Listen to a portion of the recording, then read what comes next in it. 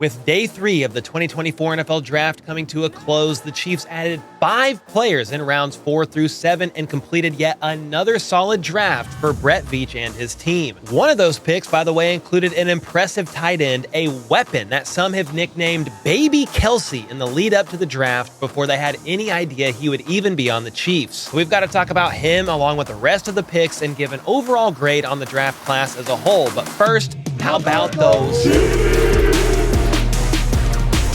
Well, that is the conclusion of the 2024 NFL Draft, and the Chiefs had some good ones in day 3, so let's get right into it. They had 2 fourths, a fifth, a 6th, and a 7th, 5 total today. And to start things off with their first 4th round pick, that's pick 131 overall, they selected tight end Jared Wiley out of TCU. The 6'6", 260-pound starter out of TCU not only started all 12 games, but made first team All Big 12 Conference. He's another athletic guy with a relative athletic score of 9.52. I mean, just look at his ranking among all tight ends over this span. Pretty impressive. Then he ran a 4.62 40 and had a 37-inch vertical. He's also coming off a career year, catching 47 passes for 520 yards and 8 touchdowns, leading all tight ends in college football with those 8 scores. On top of that, he was the only FBS tight end with several multi-score games in 2023, racking up 3 of those bad boys. He's got a great catch radius, solid ball skills, is a sneaky route runner with some even calling him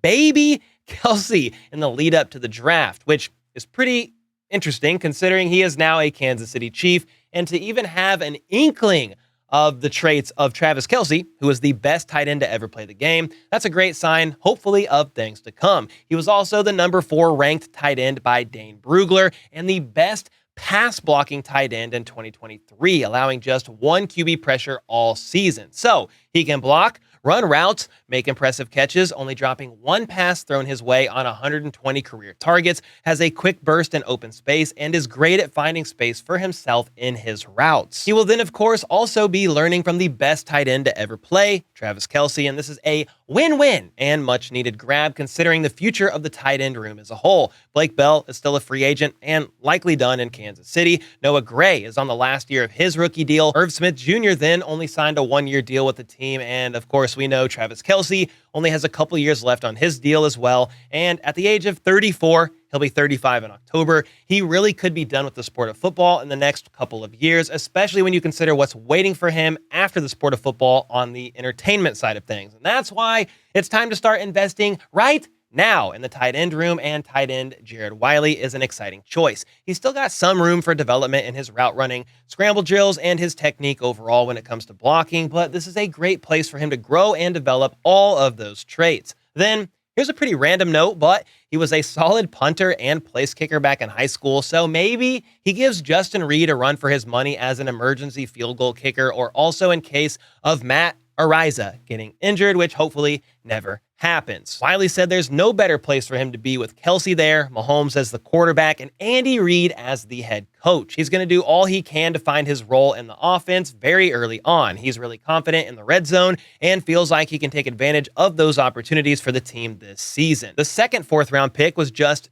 2 picks later at 133 overall, and the Chiefs, surprisingly, to me at least, opted for a safety out of Washington State, and that was Jaden Hicks. However, the surprise didn't last long when I saw this man as an extremely versatile defensive back who can play all over the field. And when you have a versatile defensive back like L'Jarius Sneed, now gone with the wind, aka the Titans, it makes much more sense. Jaden confirmed as much during his presser, saying there's not a position back there he can't play. He can line up anywhere on the field and is ready to get to it. He did a lot of work near the line of scrimmage and in the slot, isn't afraid to light people up, is great at reading plays pre-snap, was used to blitz. I mean, he had 2.5 sacks last season, is a great tackler, though has room to improve there, can move quickly downhill and take away running backs and screen passes, and also was Dane Brugler of the Athletics' number 1 graded safety in the entire league. Yes, number 1 graded safety in the entire league, and he's now a Kansas City Chief. He's 6'2",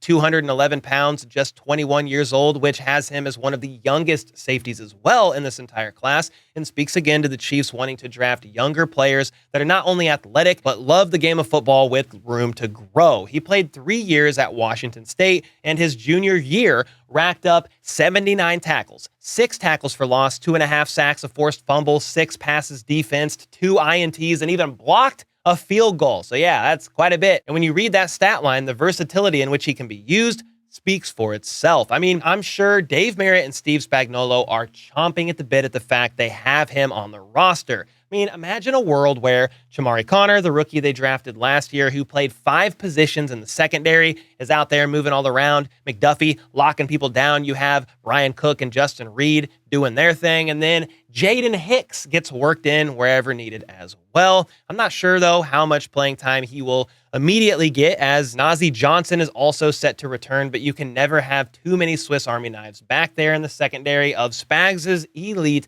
defense. I could see him contributing immediately on special teams as he learns the system and gets raised up to some defensive playing time in year 1. But don't get it twisted. I know I said he may not see immediate playing time, but this man can flat out play ball. Something else about Hicks, aside from his versatility, is the fact that he played in every game over the last 2 seasons, racking up 23 consecutive starts, which means durability is another strength to add to the list here. Now, while he was used a lot near the line of scrimmage and in the middle of the field, he was not used as much in the deep half of the field and has room to get better in that area. Either way, the Chiefs are going to have a blast raising him up and further developing his Swiss Army knife-like usage in the secondary. Jaden is also former teammates with cornerback Jalen Watson, telling the Chiefs beat reporters during his introductory presser that he just got off the phone with Jalen before speaking with them. He's definitely excited to be reunited with Jalen here soon, though he did admit in this presser he was a bit disappointed in being one of the top safety prospects,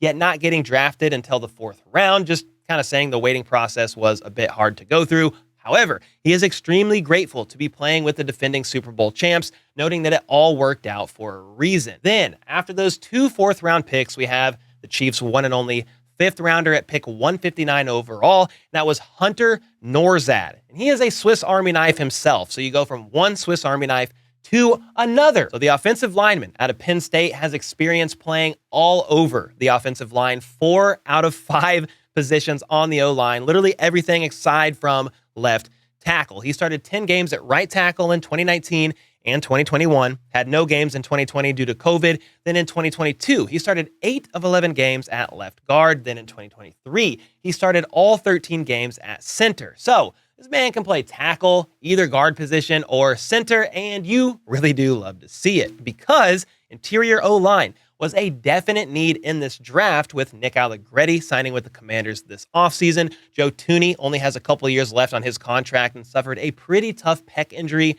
at the end of last year. I'm sure he's going to play this season, but they've been pretty quiet about it overall. Then you have both Trey Smith and Creed Humphrey on the last year of their rookie deals. And while I think hopefully Creed Humphrey reaches a long-term extension with the team, you never really know at the end of the day. And regardless, versatile depth is a great thing to have. And here's some great news for Chiefs fans. Nourad was only flagged 3 times in his 24 games at Penn State. So, yeah, the less flags from our offensive linemen moving forward, the better. He's a powerful guy that's shown efficiency in both pass protection and run blocking, has the length needed to be effective anywhere along the line, and has shown that by playing 4 of the 5 positions on the O-line throughout the course of his college career. Now, a couple things to know about Hunter is that he is a bit older. He's going to turn 24, I believe, in November, and lacks long-term starting experience at any one position, which might take time for him to be a contributing starter here in the NFL.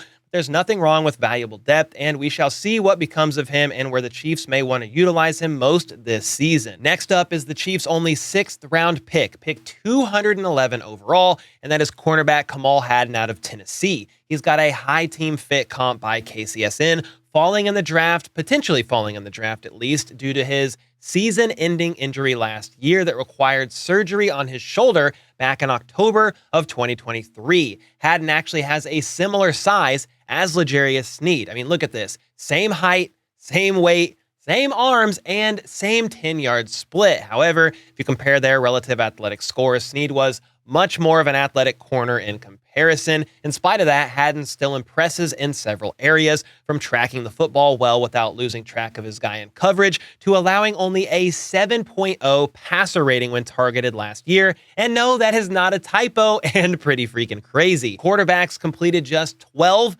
of 33 passes thrown his way, which is definitely an impressive feat. He also had the 5th best coverage grade among all corners and was a lot of fun to watch on film. He plays with confidence and had some definite highlights that included a nice pick six all the way to the house. He had 19 tackles, 3 T4Ls, 3 INTs, and 8 pass breakups last year before needing that shoulder surgery. In fact, he battled with injuries off and on during his 3-year career at Tennessee, which is a bit rough, but was a starter and impressive when healthy, ranking among their top defenders on the field. You can see his lack of speed at times, though, but used the right way, he can be an effective contributor in the correct system, and it looks like Dave Merritt and company saw enough from him to take a flyer on Haden in the 6th round. He's an aggressive physical corner that can disrupt the timing of an offense with that physicality and bears some Sneed-like traits, in my opinion, that will at least be worth monitoring and seeing if they can develop that even more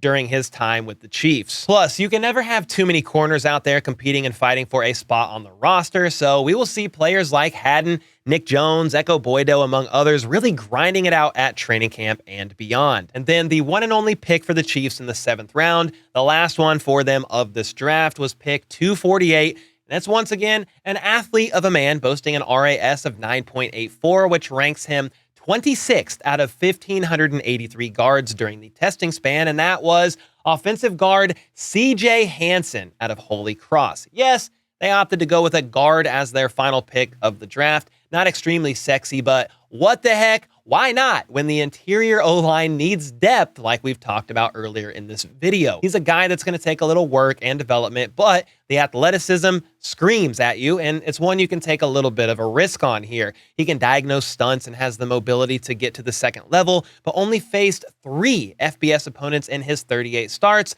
so time will tell how things will pan out for him in the future. Dane Brugler projects him as a potential reserve on the interior, and maybe that's what the Chiefs see in him as well. So there you have it. There's all 5 of the day 3 picks, making that 7 total when you combine 1st rounder wide receiver Xavier Worthy and 2nd rounder offensive tackle Kingsley Suamataia. All in all, I think this was once again yet another, I know I'm biased, but I think this was another solid draft by Brett Veach and company, with both PFF and Matt Verderam giving KC a B+ grade on the draft. And that's about where I sit with them as well. I mean, they didn't reach for any position. Just look at this graph by Warren Sharp. The Chiefs are 3rd out of all teams when you compare the value to their reaches. The Chiefs are in the top 3, so how can you hate that overall? They had needs filled all along the offensive line by beefing up the interior and getting a tackle that could be the blindside protector of Patrick Mahomes for years to come. I mean, maybe it's Kingsley, maybe it's Wanye.